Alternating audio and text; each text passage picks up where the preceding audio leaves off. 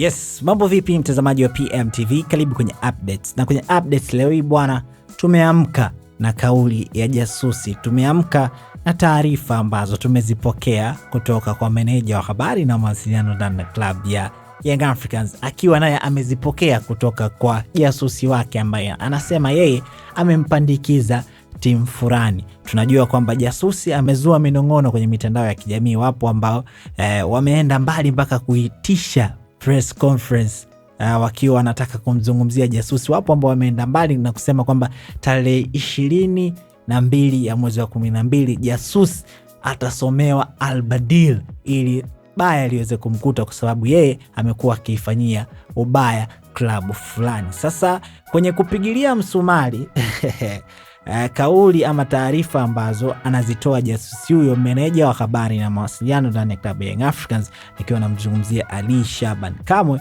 kwenye ukurasa wake wa Instagram rasmi ameposti maneno yanayosomeka hivi: dogo vipi, kama unawamudu hao mashabiki waambie wawe makini sana. Kama hawawezi kuwa na umoja kwenye mambo yao, ni vyema wakatulia. Wanazungukana mno, wanafanya vikao vyao huku, alafu baadhi wanakuja kwa siri kuokota huku na kuvujisha mipango ya wenzao. Usiwaone kwenye media wanaongea na hasira. Wengi ni kina Yuda hapo. Kuna yule akiwa ameka alama ya nyota akiwa anataka kuficha jina. Ni mtu mbaya sana, anawachoma sana wenzake. Sasa mkakati huku uliopangwa ni kumtoa mmoja kafara ili iwe fundisho kwa wengine. Nimekupa hili wafikishie, wakipuuza basi wasicheze na maadili ya watu. Kama bado hawana umoja, wataishia pabaya. Chini yake kabisa Ali Shaban Kamwe amaliza kwa kuandika hivi: jasusi hapo kwenye hizo nyota alimtaja kabisa mchawi anayewauza wenzake.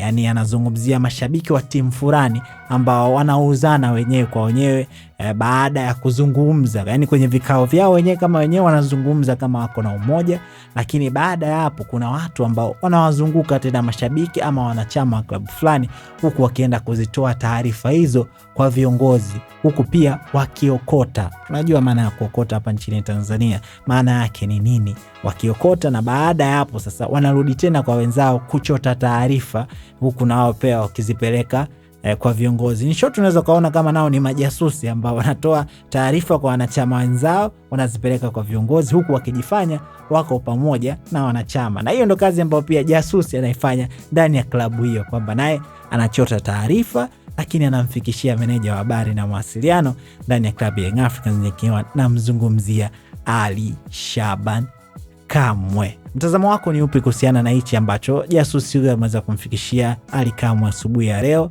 kuhusiana na mchakato mzima ambao unaendelea, mashabiki kuzungukana?